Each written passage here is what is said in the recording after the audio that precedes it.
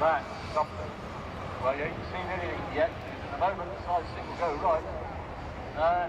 Rolling, rolling. This is MSN 4, powered by Ford General Alliance DB7000. Got about £70,000 on. 380 of course will be powered by the Rolls-Royce Trent 900. Range of 380 up to 8,500 nautical miles. That's with a full load. Beginning to show 390 88 Ford overall in the class configuration, 544 passengers seating carriage.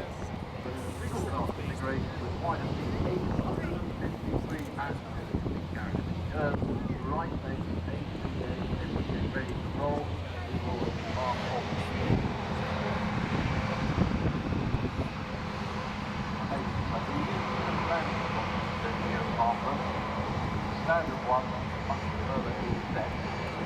The normal operations of tag, the aircraft higher landing spot.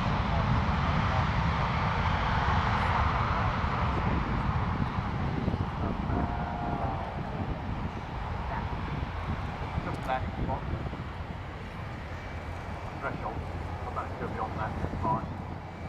Here comes the A350 XWB.